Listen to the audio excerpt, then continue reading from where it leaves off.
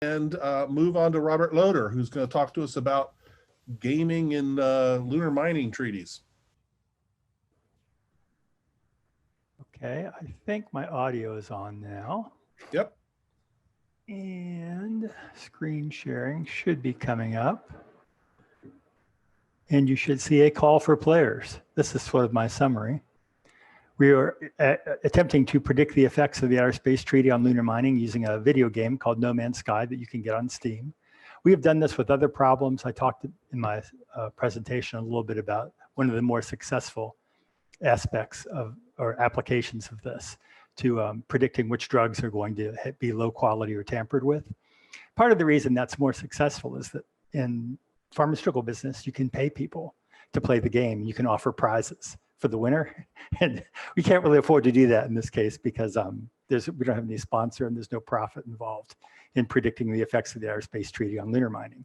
But if you can predict which drugs are going to be substandard or tampered with, then yeah, people will definitely give you money to do that.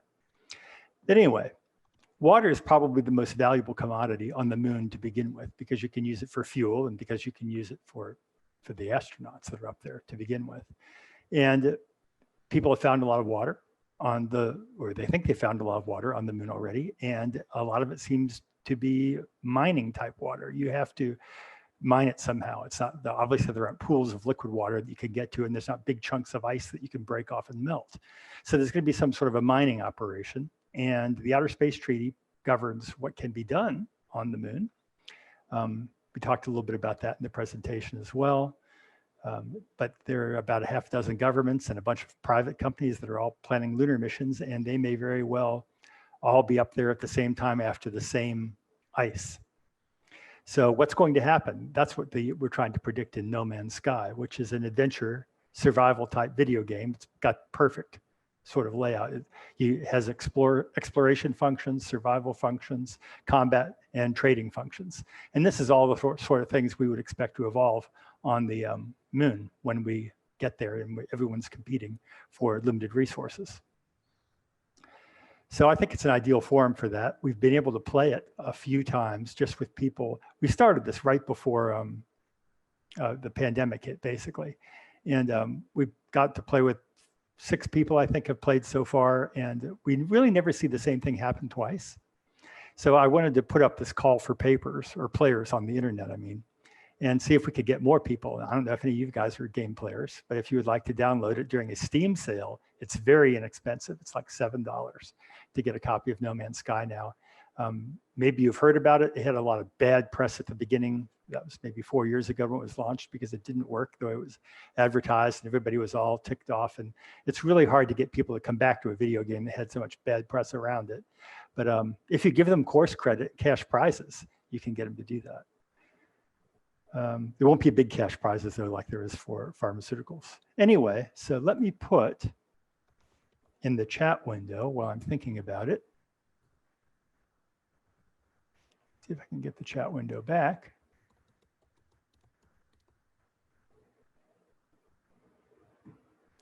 I'm going to have to turn off the screen share. Get back over there. And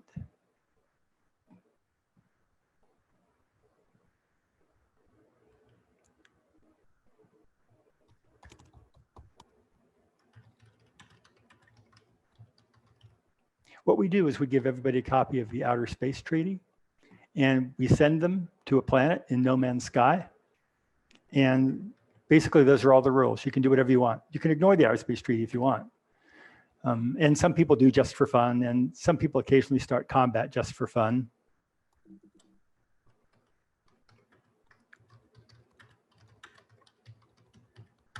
But mostly we all know each other, and that's a downside to this, is that everybody that I've recruited to play the game knows everybody else. So we act in a much more civilized manner than I think people would in real life. Another thing I've noticed is that the way people act depends a lot on the game they were playing right before they played No Man's Sky. So if they're playing a first-person shooter, they're much more combative than if they were playing Minecraft. Anyway, I guess that's it. Any questions about any of this so far?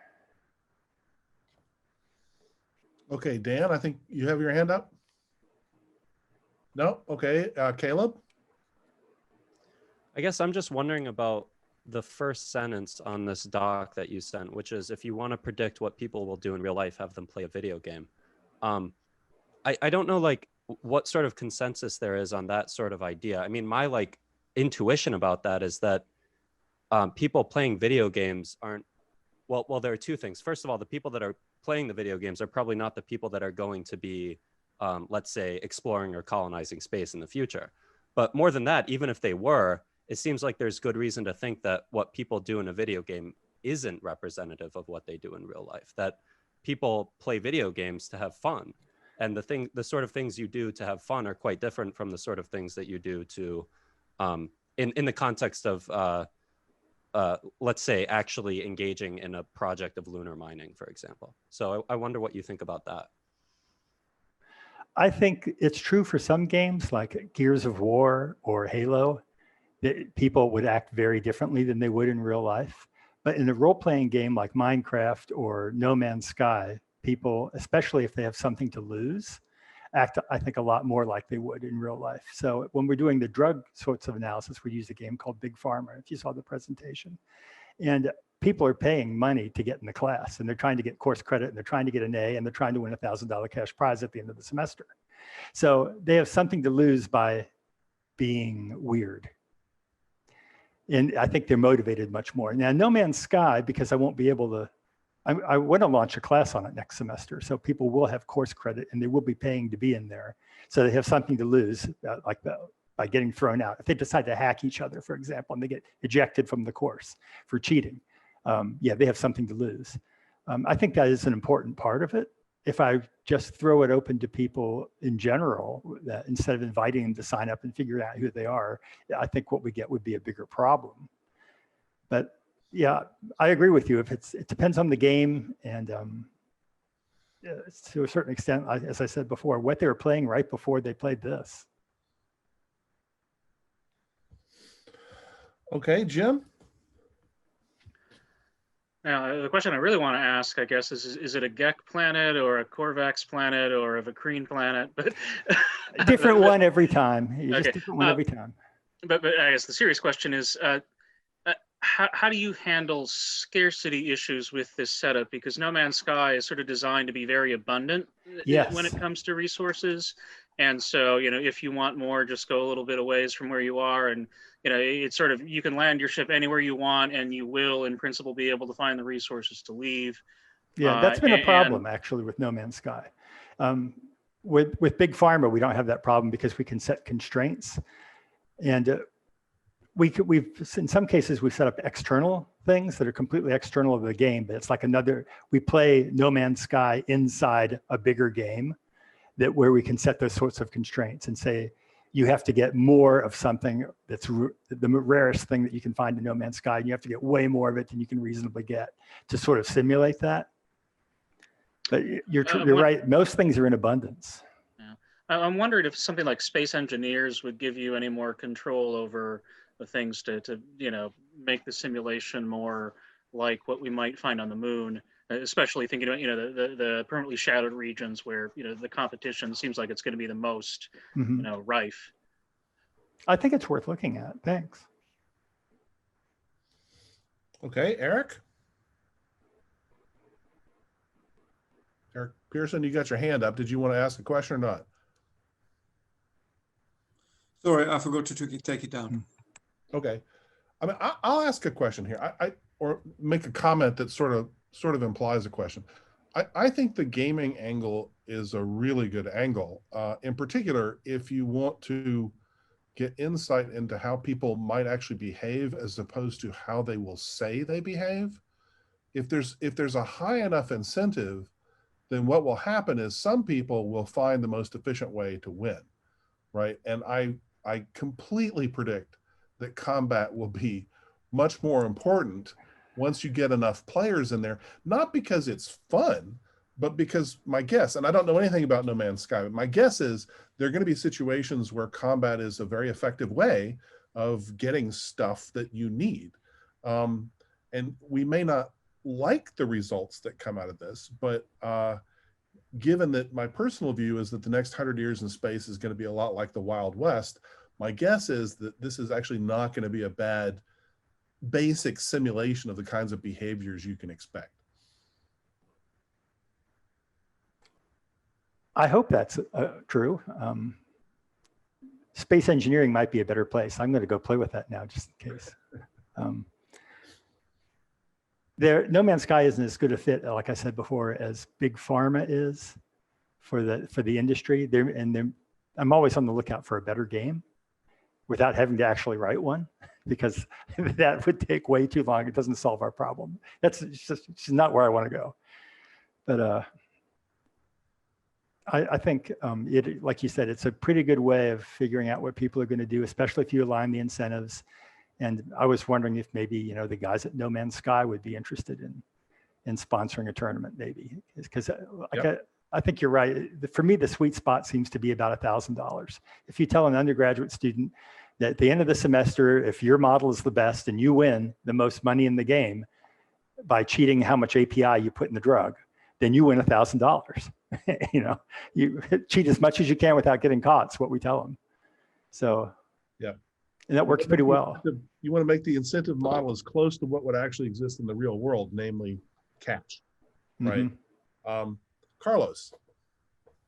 Yeah, thank you. So this is fun, and I enjoy thinking about it. And I guess this is just going to be a follow-up to Caleb and Kelly, and maybe it's a follow-up to all of the questions about what we could expect from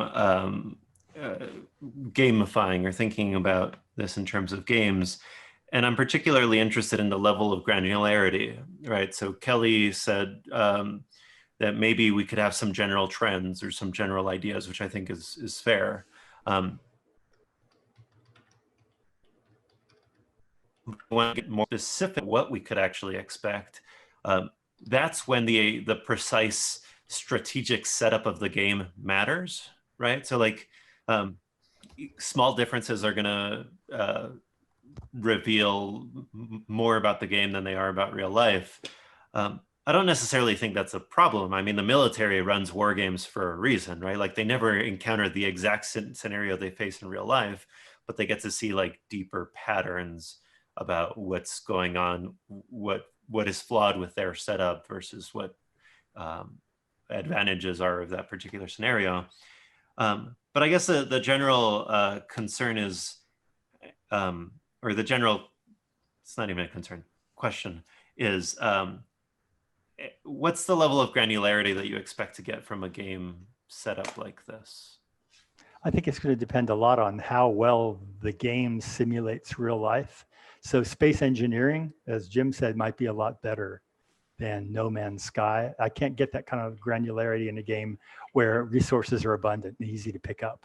And all you have to do is shoot them with a laser beam. You don't have to collect them, and you don't have to worry about how much they weigh when you're dragging them on a planet where it's 150 degrees all day long.